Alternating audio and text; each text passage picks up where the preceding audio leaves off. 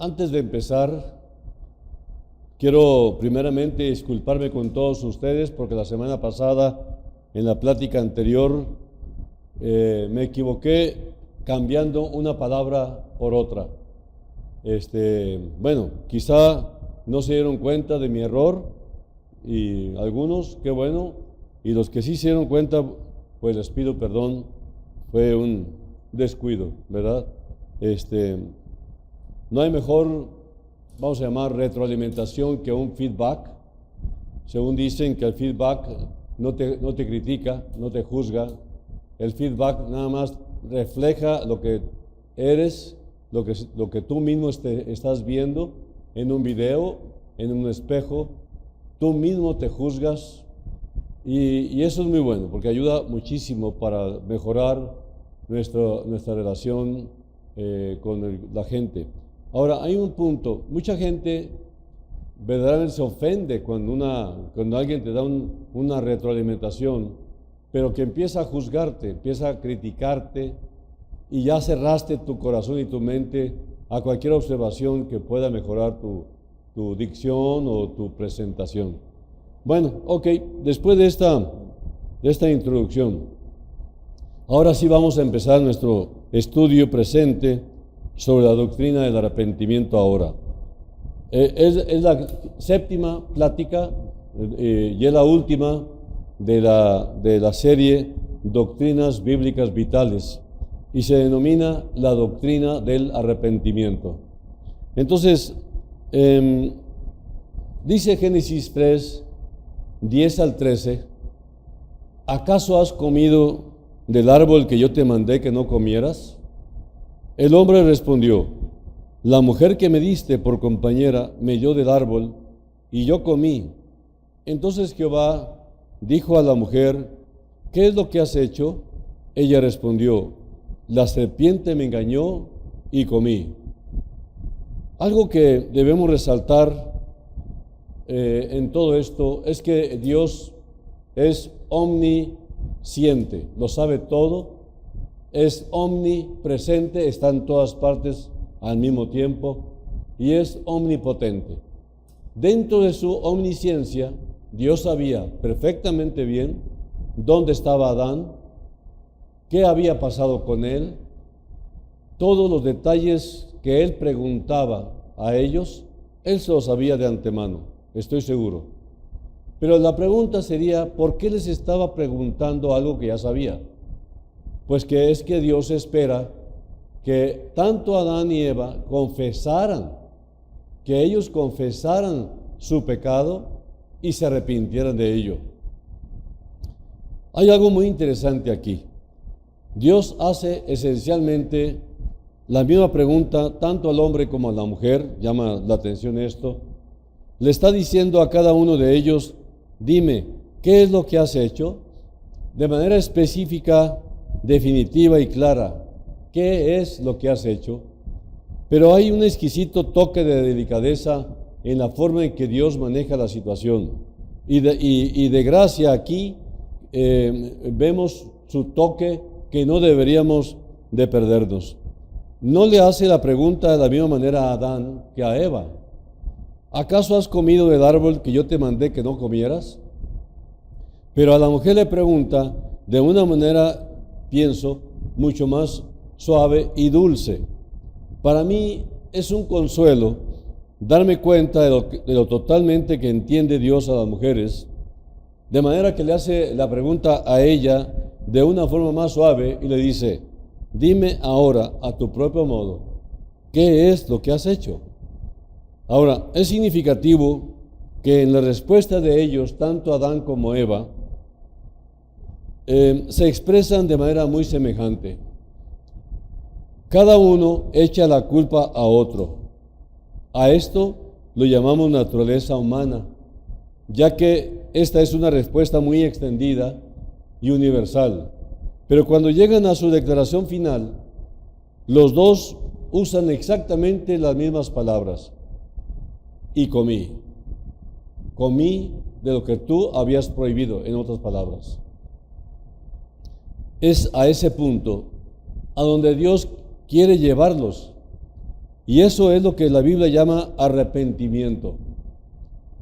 Es una declaración cándida, por decir de una manera, de los hechos, sin esfuerzo alguno ahora por evadirlas, por darles color o por revestirlas. No tienes que disfrazar lo que ya se sabe, por así decirlo de ninguna otra forma. No hay manera de evadir lo que ya Dios conoce. Es una afirmación sencilla de los hechos a los cuales se ven ambos reducidos. Y aquí terminan reconociendo: y comí. Una cosa es confesarlo y otra cosa es arrepentirte de lo que estás confesando. Fíjense ustedes cómo estas preguntas han seguido el curso planeado. Dios ha hecho que primeramente admitiesen: no estamos donde deberíamos de estar. Eso es algo que sabemos. No deberíamos de estar ocultos en el huerto. No deberíamos de estar perdidos y no debería de hacer falta que nos hicieses una pregunta como esta: ¿dónde estás? Dios les hace ver que algo ha sucedido en el interior de ellos. Se han dado cuenta de que se encuentran donde se encuentran por causa de lo que son. Y todo esto ha sucedido simplemente porque han desobedecido, han pecado, debido a que han comido el alimento prohibido. No te preocupes qué tipo de alimento era, que si manzana, que si pera, que si... No te preocupes por eso, no tiene caso. Era un fruto que Dios puso ahí, un árbol con frutos que Dios puso ahí, y le dijo: de todo el huerto, de todos los árboles del huerto, tú puedes comer, pero de este árbol está prohibido, no quiero que comas de este árbol. Y le dijo la razón: porque el día que tú comas de este árbol, tus ojos se van a abrir y tú te vas a morir, es decir, te vas a separar. Entonces, ellos se han dado cuenta de esto, que se han separado, que han desobedecido, que han pecado, debido a que han comido de ese alimento prohibido. Dios les ha llevado con gracia al mismo tiempo, de manera infalible, al lugar donde cada uno de ellos ha dicho a su propia manera: sí, Señor, he pecado, he comido. Es hasta ese punto a donde las personas pueden llegar en cuanto a corregir el mal. No pueden hacer más que eso. Pero eso le permitió a Dios de inmediato la ocasión de actuar. Es aquí donde le provee a Él la única manera en la que Él puede actuar. Es aquí donde Él intenta constantemente llevarnos, porque es el único terreno sobre el cual Él puede actuar. Y esto es algo que pueden ustedes ver a lo largo de toda la Biblia, tanto en el Antiguo como en el Nuevo Testamento. Cuando Dios está tratando con las personas, intenta llevarlas al punto de que por fin reconozcan lo que han hecho, que reconozcan su mal, que lo que han hecho está mal. Y esto es lo que Dios desea hacer con nosotros. Viene a nosotros en el momento en que hemos fracasado, en el momento en que nos hemos desviado, siendo culpables, sintiéndonos desnudos y perdidos, y de inmediato actúa para llevarnos al arrepentimiento. Nosotros malentendemos lo que está haciendo, pensando que nos está llevando delante de una especie de tribunal con el fin de corregirnos o castigarnos, pero no es así. Él está sencillamente intentando conseguir que nosotros nos enfrentemos con los hechos tal y como son, sin disfrazarlos. Esto es lo que hace en este caso con Adán y Eva. Pero, ¿cómo respondieron Adán y Eva? Buscaron echar la culpa a su compañero. No reconocieron. Esta actitud de ellos es la actitud de hoy, después de siglos y siglos que han pasado de ese hecho en el Edén. Todavía el ser humano quiere evadir su responsabilidad y culpa a otros. Por ejemplo, ustedes pueden ver, Adán culpó a Eva, pero más que culpar a Eva, culpó a Dios, porque le dijo, la mujer que tú me diste me dio de comer y yo caí, en otras palabras. O sea, si no me la hubieras dado, yo no hubiera comido y no hubiera pecado.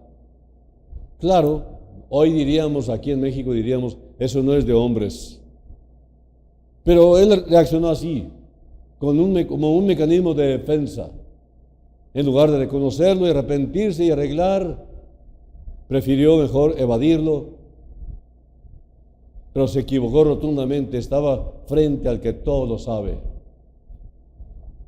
Gracias, Señor, por la manera en que nos has tratado a nosotros, los de este siglo, porque hemos aprendido, Señor, tanto conocimiento, tantas cosas que nos llevan al punto de quedarnos sin excusa, totalmente. Hoy nosotros, Señor, sabemos cómo podemos arreglar, no evadir, sino cómo arreglar. Pero primeramente nos llevas al reconocimiento que hemos faltado, que hemos fallado, que te hemos ofendido. Y es algo que Dios quiere que hagamos, que lo reconozcamos, ¿verdad? Pidámosle ayuda al Señor para no ocultarnos otra vez, para no sacar de nuestro pecado otra vez a la luz, para que podamos experimentar su gracia y también su misericordia. Al hacer Dios que nos arrepintamos, viene una pregunta aquí. ¿Somos conscientes de que sus acciones están motivadas por su gracia y su misericordia? ¿Respondemos nosotros con evasivas o con una confesión honesta? Ahora, la pregunta es de algunos, porque ya habíamos citado un personaje la semana pasada, que él está diciendo, es un teólogo, es un hombre preparado, pero él está diciendo que primeramente la salvación y luego el arrepentimiento, pero es totalmente al revés y lo vamos a demostrar. En primer lugar, es una pregunta que viene constantemente. Primero, ¿qué es arrepentimiento? ¿Qué significa? En primer lugar, el arrepentimiento es un don que Dios otorga a las personas que quieren venir a Él y ser salvos. Se trata de una nueva actitud, un cambio de mentalidad, un cambio de corazón, provocando un giro del pecado hacia Dios y a sus caminos. Abandonamos una forma de vivir y de pensar para adoptar la nueva que Dios nos ofrece en Cristo. Entonces, para poder nosotros adoptar lo nuevo, necesitamos desechar lo viejo. Pero no podemos desecharlo si no estamos arrepentidos de lo que hemos hecho y de lo que somos hasta la fecha. Entonces, en Mateo 3, versículo 8, Juan el Bautista dijo, produzcan fruto que demuestren arrepentimiento. Deja que tu vida pueda probar su cambio de corazón. Estoy usando otra versión. La versión 60 dice, haced frutos dignos de arrepentimiento. Haz frutos, haz obras que realmente muestren que estás arrepentido. Por ejemplo, ofendiste a alguien, ve y pide perdón, humíllate. Le debes dinero a alguien, regrésaselo con intereses. Un libro, una herramienta, o lastimaste un carro que te prestaron. En todo tenemos una larga lista de cosas de las que estamos arrepentidos. Y si estamos arrepentidos, habremos de proceder en consecuencia. Entonces, el apóstol Pablo también dijo en su predicación a los gentiles, les dijo, arrepiéntanse y conviértanse a Dios, haciendo obras dignas de arrepentimiento. Eso está en Hechos 26:20 y es en la nueva versión internacional la que estoy usando en esta ocasión. Ahora, a partir de estas escrituras, podemos ver que el arrepentimiento es un cambio de actitud, un cambio de mente, y que las buenas obras son el fruto de ese cambio del corazón. Muchos entienden el término arrepentimiento como volverse del pecado, pero esta no es la definición bíblica del arrepentimiento.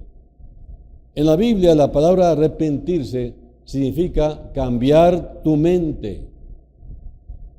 Significa que debes cambiar tu forma de pensar.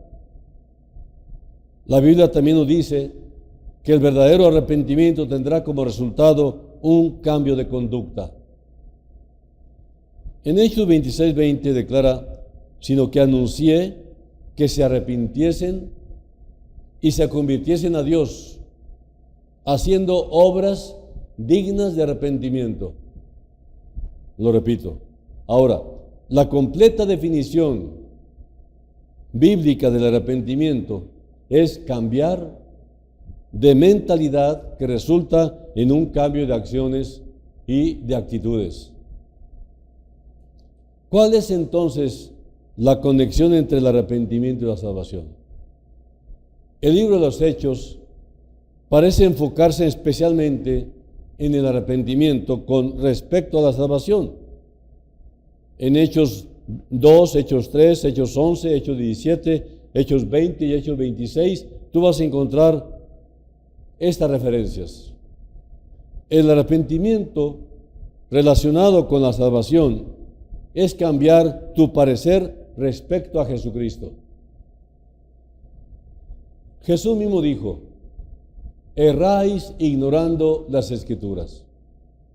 Y como no leemos las Escrituras, no conocemos a Cristo. Por eso está saturada las redes sociales, el WhatsApp y todas las redes sociales están saturadas de puros anuncios o cartulinas, como se llaman, stickers, de puros conceptos de humanismo secular, usando el nombre de Dios en vano. No están citando la Biblia siquiera. Hablando de bondades, hablando de muchas cosas muy interesantes, pero que no tienen nada que ver con la Biblia.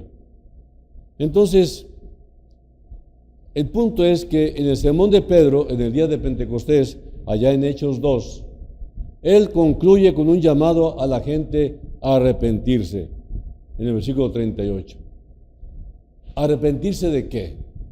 Pedro está llamando a la gente que rechazaba a Jesús, Hechos 2:36, para que cambiaran su idea acerca de Él, que reconocieran que Él es verdaderamente Señor y Cristo. A este Cristo que ustedes rechazan, Dios lo ha hecho Señor y Cristo, ¿no? Entonces, Pedro está exhortando a la gente a cambiar su mentalidad del rechazo a Cristo como el Mesías, a la fe en Él como Mesías y Salvador. El arrepentimiento y la fe pueden ser entendidos como dos lados de la misma moneda. Es imposible poner tu fe en Jesucristo como el Salvador sin primeramente cambiar tu mentalidad acerca de quién es Él y lo que Él ha hecho, ya sea el arrepentimiento de un rechazo, el arrepentirse de un rechazo obstinado, constante, perseverante, rechazar habitualmente, o arrepentirte de ignorancia, arrepentirte también del desinterés. Es un cambio de mentalidad. El arrepentimiento bíblico en relación con la salvación es cambiar tu mentalidad, repito, del rechazo a Cristo a la fe en Cristo. Es crucialmente importante que entendamos que el arrepentimiento no es una obra que hagamos para ganar la salvación. Nadie puede arrepentirse y venir a Dios a menos que Dios atraiga a esa persona hacia Él. Ninguno viene a mí, dice Jesús, si mi Padre que está en los cielos no lo trajere. En Juan 6 lo dice. Hechos 5:31 y Hechos 11:17 indican que el arrepentimiento es algo que da Dios. Solo es posible por su gracia. Nadie puede arrepentirse a menos que Dios le conceda el arrepentimiento. Toda la salvación, incluyendo el arrepentimiento y la fe, es el resultado de Dios acercándonos, abriendo nuestros ojos y cambiando nuestros corazones. La paciencia de Dios nos conduce al arrepentimiento, dice Pedro en 2 de Pedro 3:9, como lo hace su bondad, como lo dice Pablo en Romanos 2:4. Mientras que el arrepentimiento no es una obra que gana la salvación, el arrepentimiento para salvación da como resultado las obras dignas de arrepentimiento. Es imposible verdadera y totalmente cambiar tu mentalidad sin que esto cause un cambio en tus actos. El arrepentimiento es eso. Tú vienes de una vida de total separación de Dios a una vida de total entrega a Dios. Pero para poder lograr esta entrega total, hay que arrepentirnos totalmente de nuestra condición actual. Entonces, en la Biblia, el arrepentimiento resulta, repito, insisto, en un cambio de conducta. Esta es la razón por la que Juan el Bautista exhortaba a la gente con estas palabras: haced pues frutos dignos de arrepentimiento. Mateo 3:8. Una persona que verdaderamente se ha arrepentido y ha pasado de rechazar a Cristo a la fe en Cristo, lo hará evidente por un cambio en su vida. El arrepentimiento propiamente definido es necesario, es indispensable para la salvación. Sin arrepentimiento no hay salvación. Entonces, el arrepentimiento bíblico es cambiar tu parecer acerca de Jesucristo y volverte a Dios en fe para salvación. Si ustedes notan, me he vuelto repetitivo con toda intención, para que ustedes entiendan bien lo que significa esta doctrina.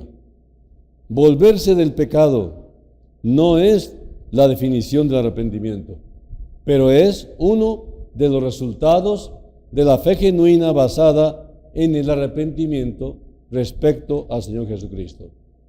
Vamos a explicar un poquito más. Una persona que no se arrepiente, sabe que ha pecado y se niega a pedir perdón a Dios o se niega a apartarse del pecado. Una persona no arrepentida no muestra ningún remordimiento por su maldad y no siente la necesidad de cambiar. Le falta arrepentirse. La falta de arrepentimiento es el pecado, de permanecer voluntariamente en el pecado. El arrepentimiento es un cambio de mente que resulta en un cambio de acción. El arrepentimiento lleva a la vida y es una parte necesaria de la salvación. Dios ordena a todos los hombres que se arrepientan y tengan fe en Cristo Jesús. Por lo tanto, la falta de arrepentimiento es un pecado grave con consecuencias nefastas.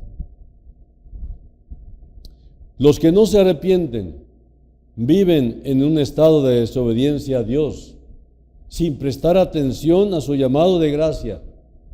Estas personas permanecen sin salvación mientras no se aparten de su pecado y acepten el sacrificio de Cristo en la cruz.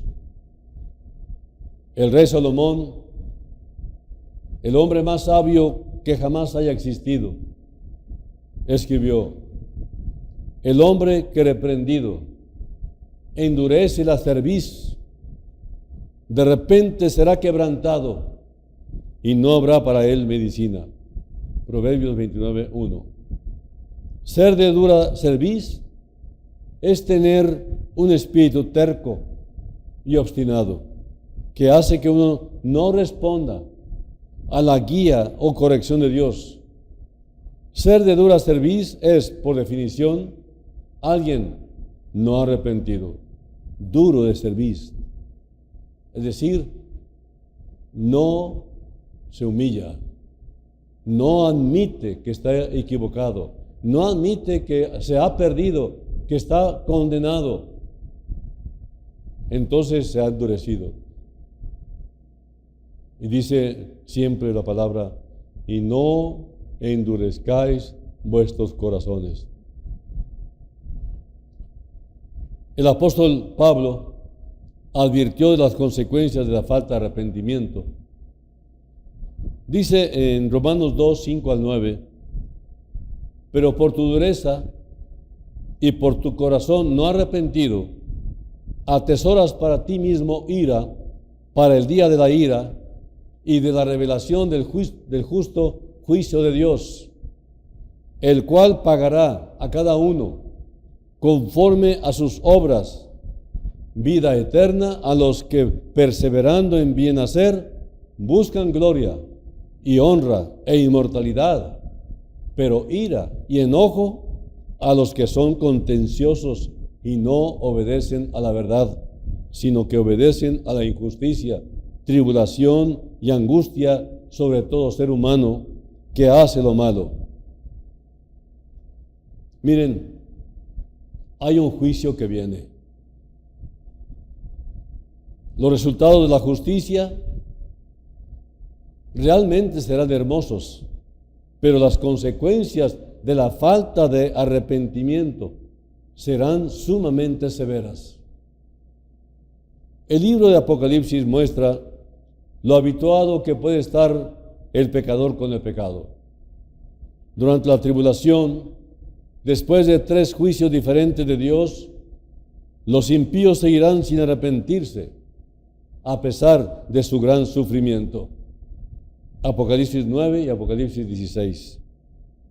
La tragedia es que aun cuando algunas personas estén experimentando las horrendas consecuencias de su pecado, continuarán en su estado de falta de arrepentimiento.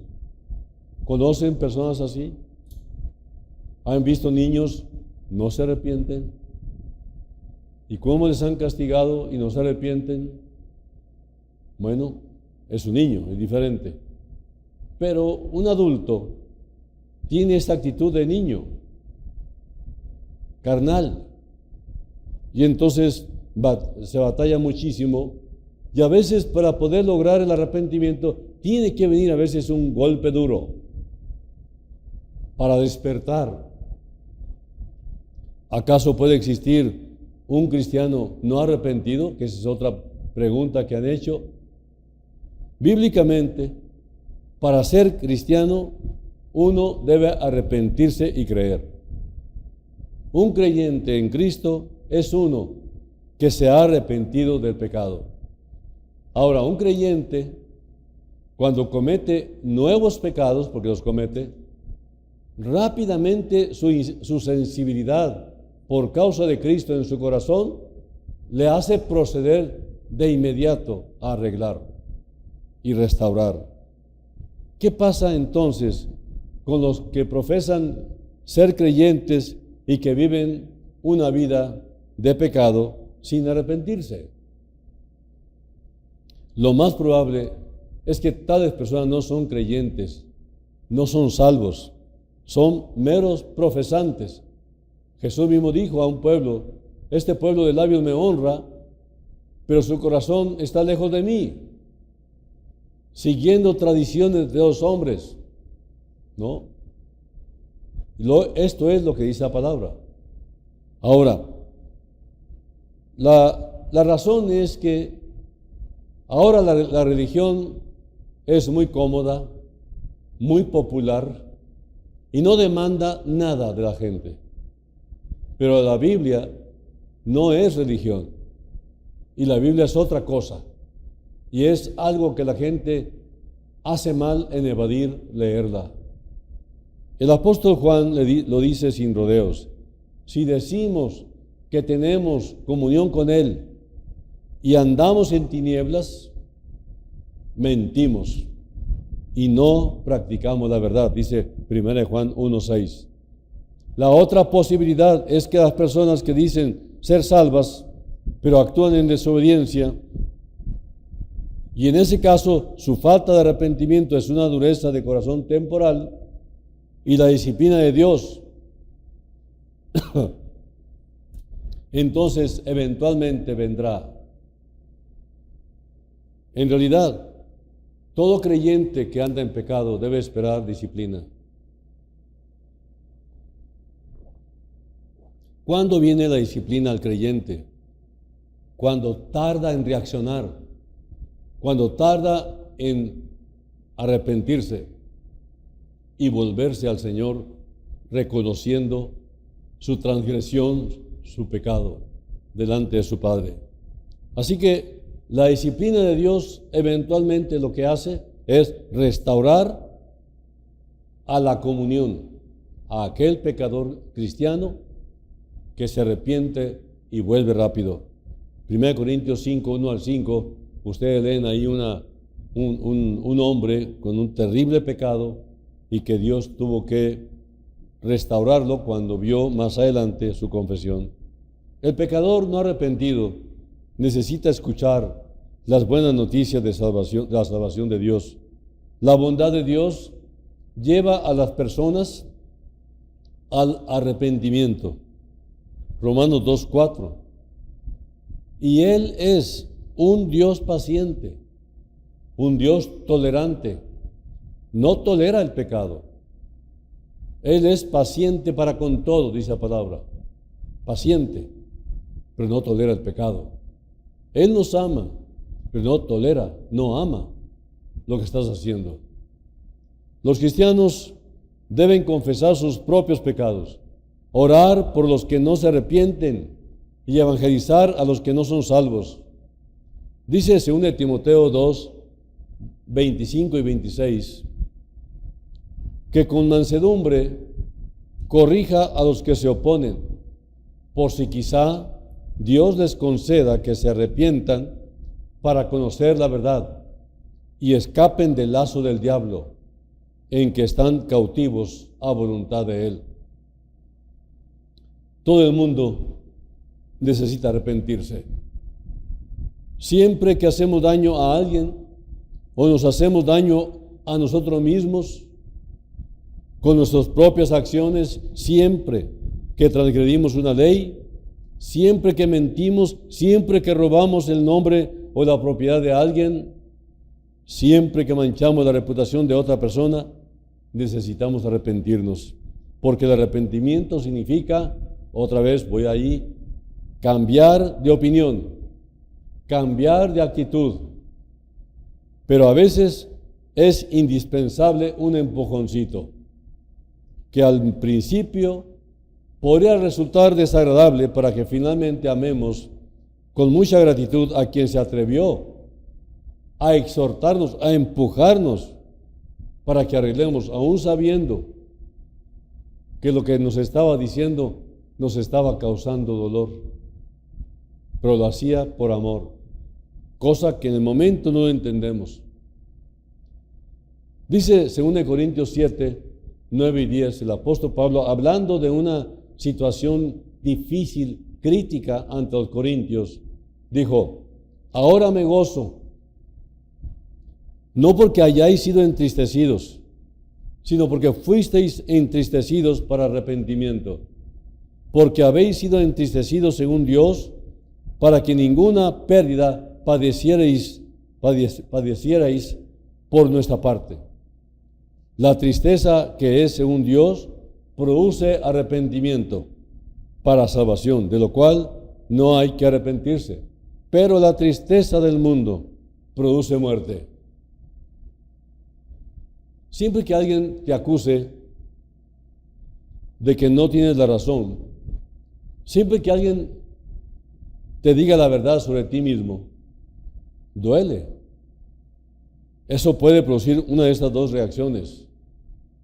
Lo que Pablo llama, o bien te producirá tristeza según Dios, o te producirá tristeza según el mundo. Tristeza es otra palabra para decir dolor aquí. Todos sentimos dolor, pero la cuestión, desde luego, ¿es dolor según Dios o es dolor según el mundo? Aquí está la diferencia, como señala el apóstol. El dolor según Dios es el que se siente cuando tú de pronto te enteras de algo sobre ti mismo que ha permanecido oculto y de lo que no eres consciente. Eso malo que hay en ti y que no has sido capaz de ver, siempre crea una sensación de ira, quizás de ponerse a la defensiva, de estar herido y a menudo hasta con ganas de llorar. Es el momento del autoconocimiento. Es lo que llamamos el momento de la verdad. ¿Cuánto dolor nos causa que nos digan la verdad? ¿Cuántas veces me dijeron a mí, revelando mi simpleza, revelando mi inmadurez? Y tantas veces que me lo decían y tantas veces que me enojaba y me mantenía con resentimiento porque me estaban diciendo, ¿saben qué? Personas que me aman y que no les importaba causarme dolor porque me aman y querían que yo reaccionara. Y bendigo a esas personas. ¿Alguna vez te ha ocurrido algo así? Tú andabas por ahí pensando que lo hacías todo muy bien. Cuando va y llega alguien y te dice algo sobre ti mismo, y mientras te decía esas palabras, era como si fuera una puñalada en el corazón que te dijera, tiene razón. Adentro de ti decía, tiene razón lo que te están diciendo. Puede que te pongas a la defensiva, repito, puedes hasta discutir, contraatacar, devolver el golpe, pero en el fondo de tu corazón tú sabes que es verdad y duele. Pero si es dolor, según Dios, te conduce al arrepentimiento. Te hace cambiar. Cambias tu comportamiento. Muchísimas veces, como dice Pablo, lastimé personas por decirles la verdad. Y como dice Pablo también, parafraseándolo, casi me arrepiento de habérselos dicho, porque sabía que les había causado dolor. Y mi preocupación es que no se aprovechara esa lastimadura para bien. El arrepentimiento, finalmente, les digo, no es solo decir Dios, lo siento. El arrepentimiento es hacer frente a lo que está mal en tu vida y tomar la decisión de apartarte de ello. La confesión implica decir, Señor, estoy de acuerdo contigo. Pero también implica arrepentimiento, es decir, confesar y abandonar el pecado y dejar de practicarlo.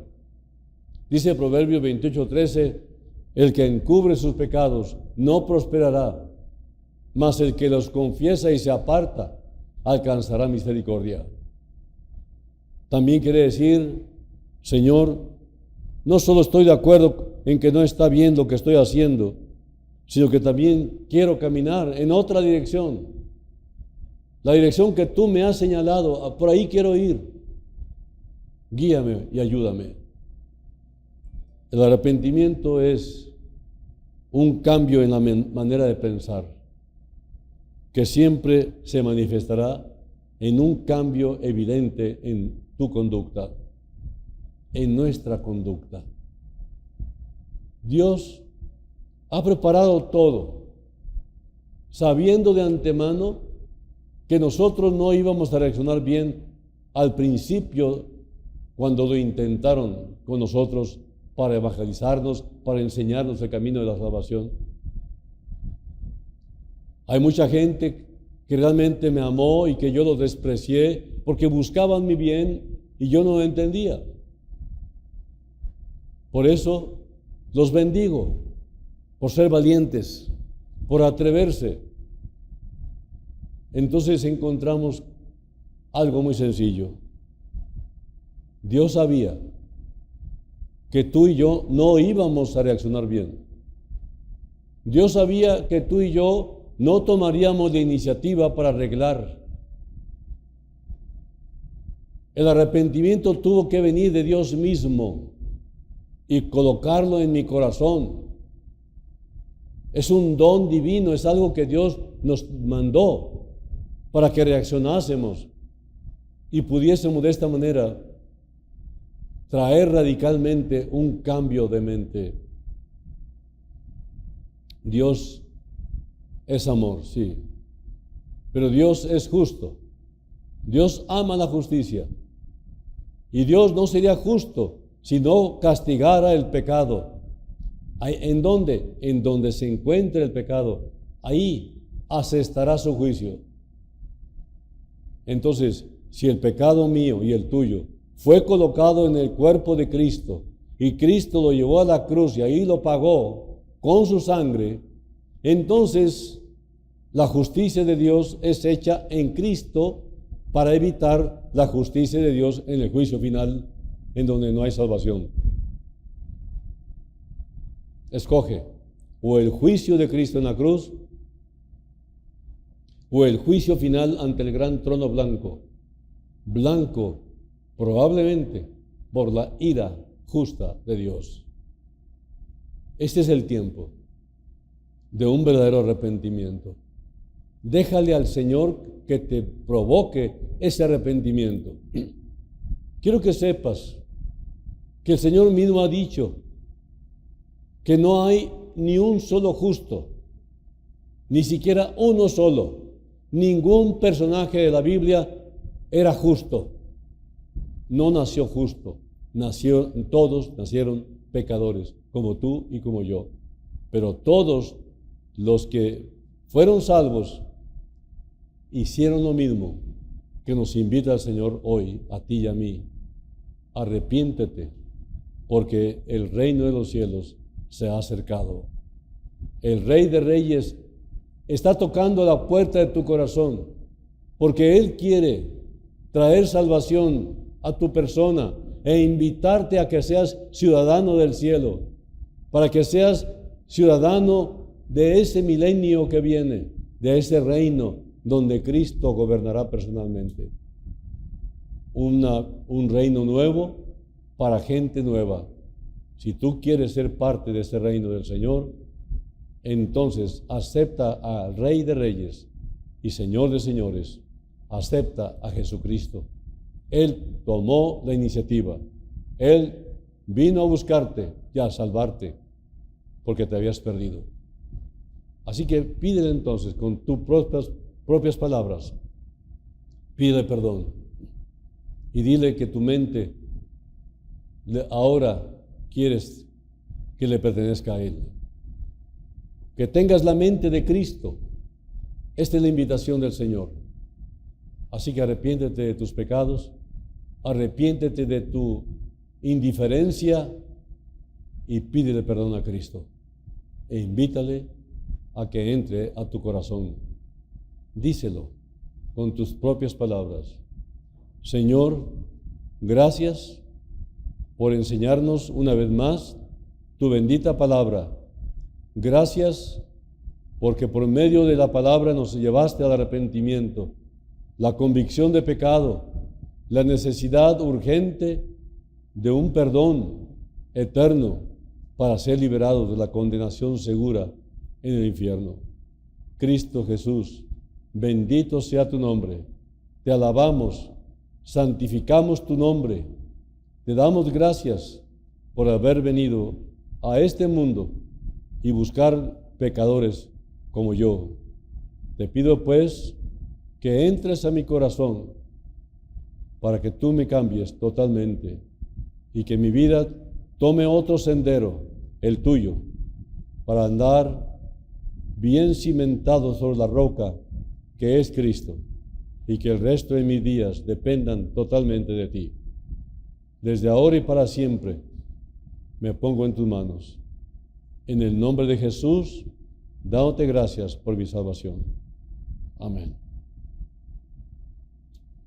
Muchas gracias por su atención. Recuerden que cualquier pregunta o dudas, ahí tienen ustedes los datos, pueden ustedes escribirnos y hacer sus preguntas o sus sugerencias del tema que les gustaría que preparáramos. Que Dios les bendiga y nos vemos la próxima con el favor de Dios. Hasta luego.